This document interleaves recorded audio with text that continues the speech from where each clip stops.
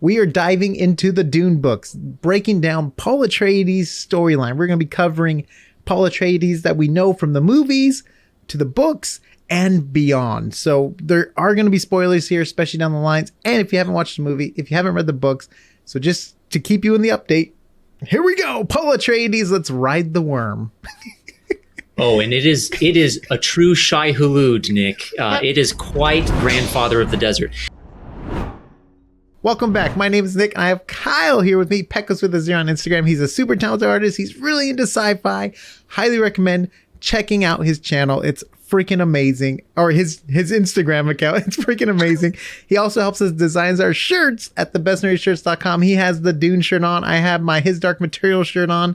We're big fans of different shows, so we've been creating fun artwork. Our goal is to involve more artists to create more artwork. So just go to thebestnerdyshirts.com to stay updated and subscribe for all the Dune content. Kyle, lead us in. All right. I always so I like to begin with this quote about Paul. So he was warrior and mystic, ogre and saint, the fox and the innocent, chivalrous, truthless, less than a god, more than a man. Wow. There is no measuring Muad'Dib's motives by ordinary standards. In the moment of his triumph, he saw the death prepared for him, yet he accepted the treachery. Can you say he did this out of a sense of justice? Whose justice, then? Remember, we speak now of the Muad'Dib who ordered battle drums made from his enemies' skins, the Muad'Dib who denied the conventions of his ducal past with a wave of the hand, saying merely, I am the Kwisatz Haderach. That is reason enough. From Arrakis Awakening by the Princess Irulan. Princess is such a deep voice. So, yes, quite the character. So yes. Now, of course, we're going to start off here. There's going to be a lot of recap for people, all right, who have seen the movie or read the books and stuff. So, Paul's early life, he grew up in a life of privilege on the planet of Caladan, the ancestral Atreides homeworld for like 26 generations or something like that.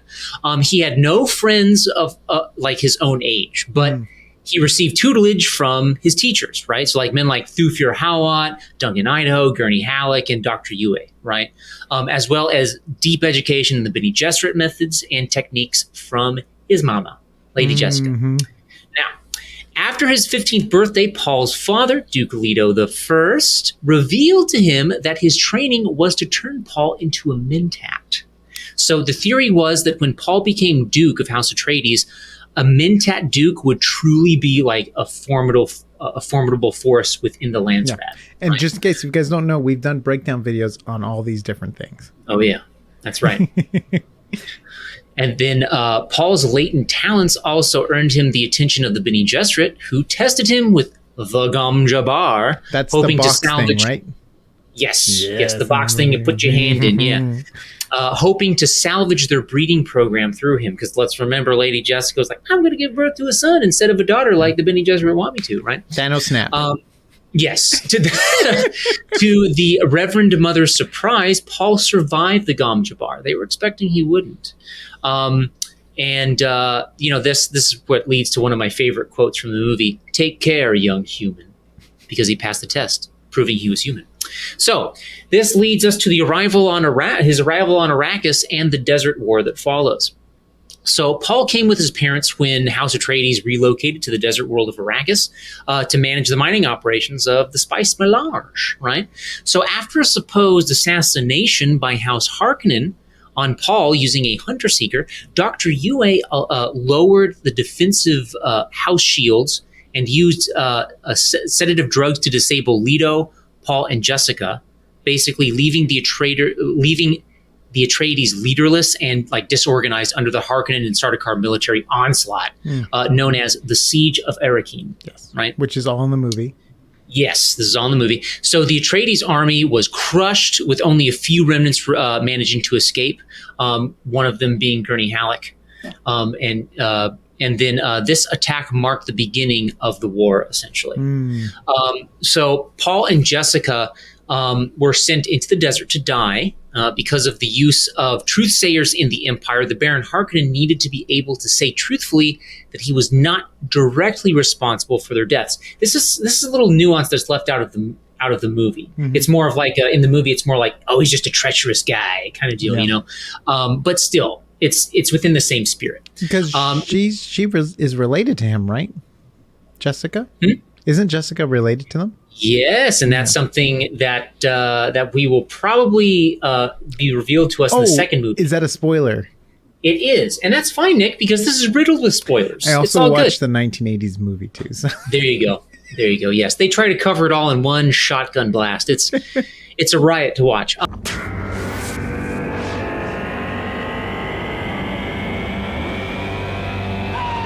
Okay, so.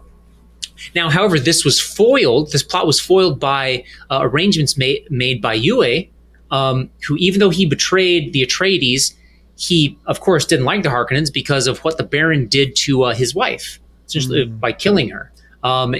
So this was his way of getting, he got revenge by, the Duke biting on his tooth and trying to, release that poison on the Baron, right? So Paul and Jessica killed their captors using the voice and escaped into the desert.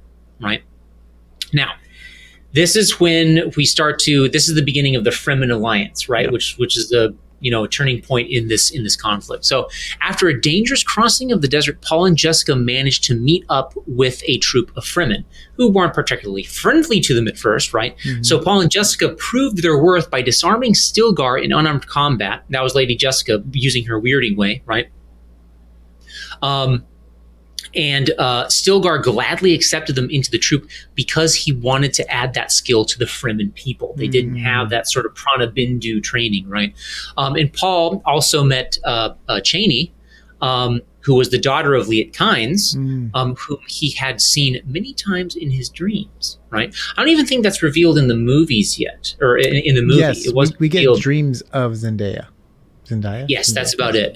No, but like as in like that Chani is related to Liet Kynes. Oh, yeah. I don't think nothing like that. No. Yeah. And Paul kills a proud Fremen, Jamis, who took offense at this presumptuous youth and challenged Paul to a fight to the death. And Paul won. Yep. Thus earning him a place in the tribe. So. This is where the movie essentially ends. It ends with shortly after that duel, they walk into the desert. Yes. Zendaya's like, this is only the beginning. Sorry, this is only the beginning, right? She didn't have a smoker's voice. Now, so this is where we get into spoiler territory. This is where we can begin to speculate what we might see in the second movie coming out, right? So, this fight with Jamis made Paul's name in the tribe, which also meant he inherited Jamis's household, making him its head and Jamis's widow his new wife. Yes, I know. I'm trying to remember this. I don't remember this. So yeah. And Stilgar gave Paul the name Usul, meaning the strong base of a pillar. As his private name within the troop. Remember, they have the private name in the Sietch, and then they have their public name. And so Paul gave himself the name Paul Muad'Dib as his public Fremen name. Right? So that's where the term Muad'Dib comes from. So by 10193 AG, 2 years later, right, Paul has become something of like a religious leader among the Fremen. And we kind of get hints of this in the trailers, what we've seen, right? Because he takes up that role, basically, right? Where they almost begin to... They talk about a prophet, right? And that's, did he believe that he was the prophet too? Or was he playing on it? So that's the thing. It was a little bit of both, because remember, he's essentially, as the prophet, he knows he's the instrument of the Bene Gesserit Missionaria Protectiva protocol, right? Okay. So it was really complicated. Okay. And also in this 2-year span, Chani becomes his lover and bears him a son whom he calls Leto. Now, he and his mother trained the Fremen of Sietch Tabur. This is the one I don't know how to properly pronounce. Tabur, I'm going to say.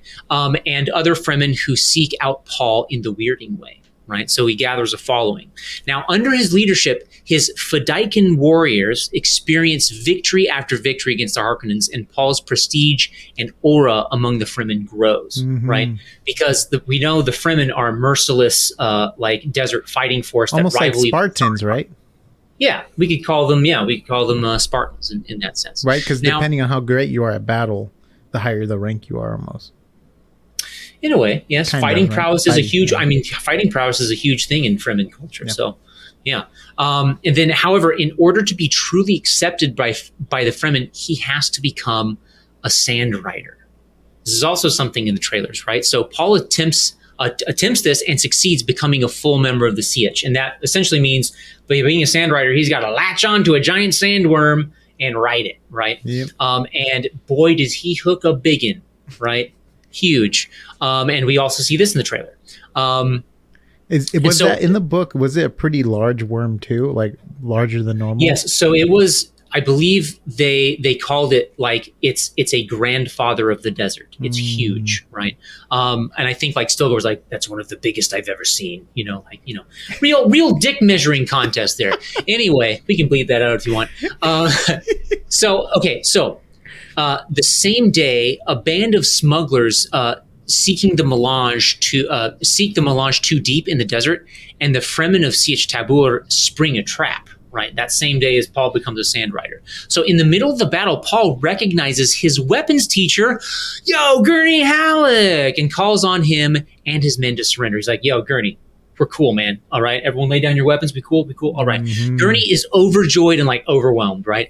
And he surrenders his men and joins Paul's service, basically. Sweet. So they gain like 12 people. We also see a little bit of this in the trailer as well. Right? Yeah. Hey, still. Remember, they're the ones that managed to survive the siege. Yeah. I know it was a joke because it's only like... What do you want, the losers? Come on. It is more than 12, probably. Yeah. So among Gurney's men, however, were some Imperial spies who attempted to kill Paul. But they were unsuccessful and captured by the Fedaykin. Right? So Paul gives secret orders, however, for the spies to be allowed to escape, so they will reveal that Paul Atreides still lives on Arrakis. So basically, like, let them go, let them know I'm coming for them. Simba's coming back. Scar, you better watch out. Have that like epic running scene through the desert. Okay, go on. Yeah. Where was I? Jeez. Running through the desert. Yes. So since Paul has become a worm rider, many of his followers expect him to challenge Stilgar in order to take control of Sietch Tabor, right? Now, Stilgar at this point is his greatest friend among the Fremen, and Paul doesn't want to do that, right? So Paul breaks tradition and manages to sidestep the issue by proclaiming himself the ruling Duke of Arrakis, and thus taking power without killing his friend, right? So he can claim supreme leadership while still maintaining that Stilgar maintained leadership of the Sietch. So once they return to the Sietch, Gurney is shocked to discover that Jessica is still alive, because he believed she was the one who betrayed the Atreides and that Paul didn't know. So this is a side plot that isn't in the movie, right? Actually, Thufir Hawat and Gurney Halleck are of the two, two of certain amount of people that believe Lady Jessica was the one that betrayed House Atreides and let the Harkonnens and Sardaukar in. So Gurney is about to kill her when Paul walks in and manages to stop him and explain that Yue was the traitor, right? And this is something that Paul doesn't know. He never knew that. He knew that through his prescient abilities. That's what he gathered, right? So he was never told. Right, exactly. So Gurney is almost, you know what? I may be incorrect about that. Maybe Lady Jessica knew, but still. He didn't, Well, so Lady Gurney Jessica would have had a vibe, maybe. She would have at least had a vibe check on Yue, because she did detect something was off. So Gurney is almost broken by his nearly fatal error. Right. But Lady Jessica forgives him and they're like, hey, we're cool. It's all right. He tried to kill me, but let's just all hug it out. Let's all just hug it out. Right. Let's go kill some Harkonnens.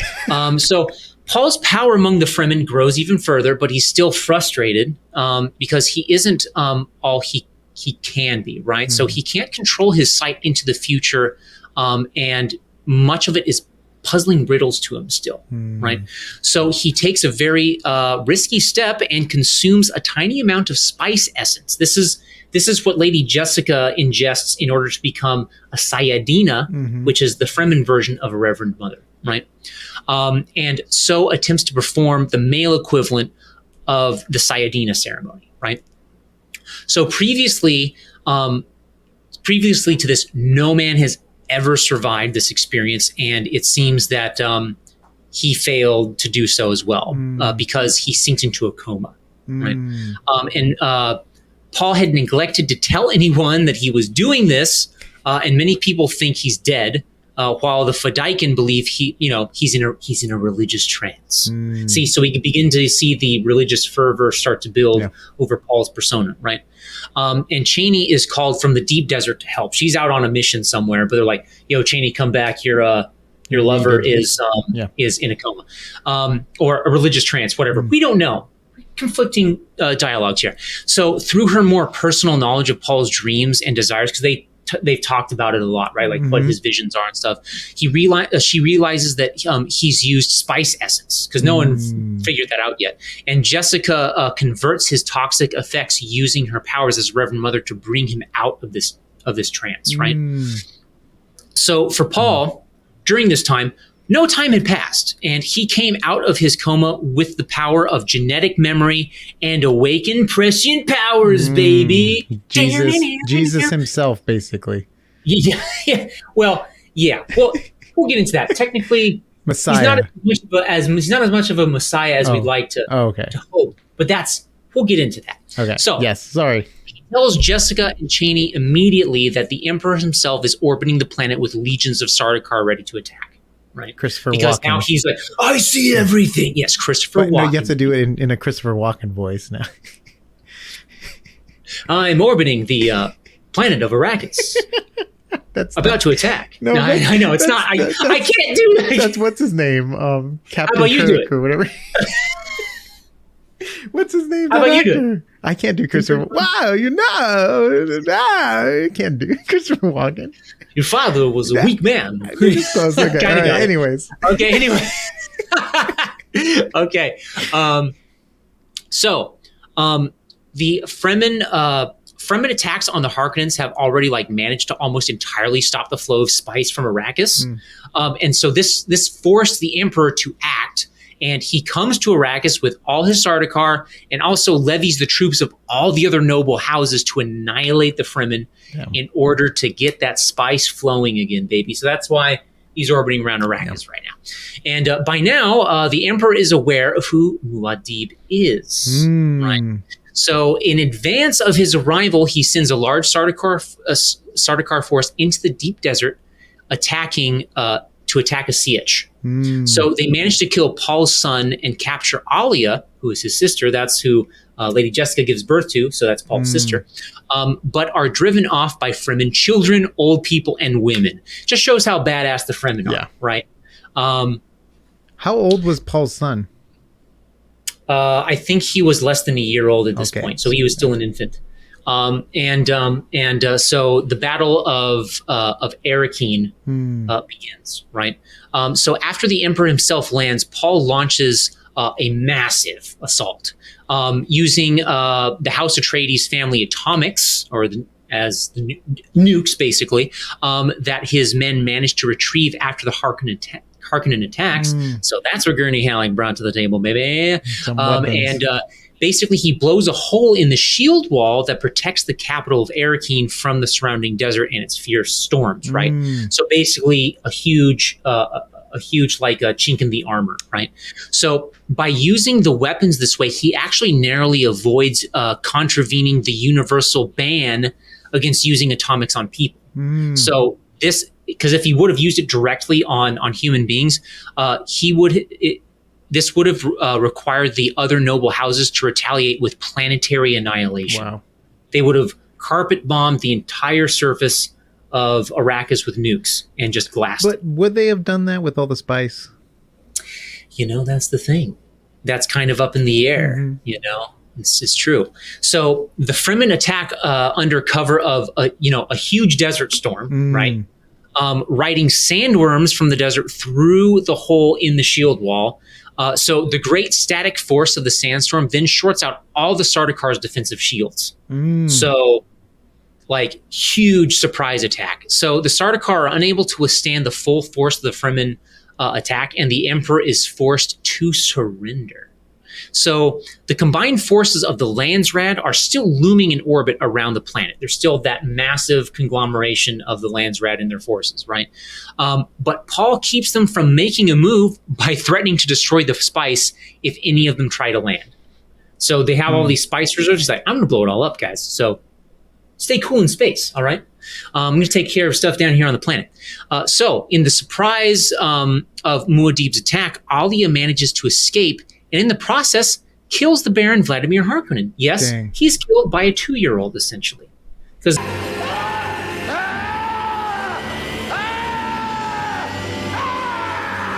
Alia is about 2 or 3 years old, I believe. But she's like OP. Yeah, she's like able to talk like an adult. Yeah. Actually, I think she was able to talk at like 1 day old or something, and like it was nuts. We'll get a little bit more into her later, actually.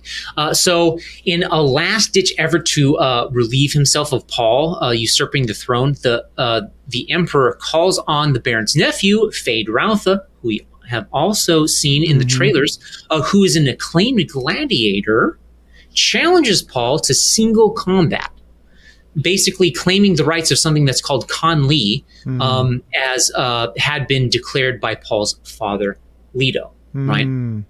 Almost feels like Game of Thrones.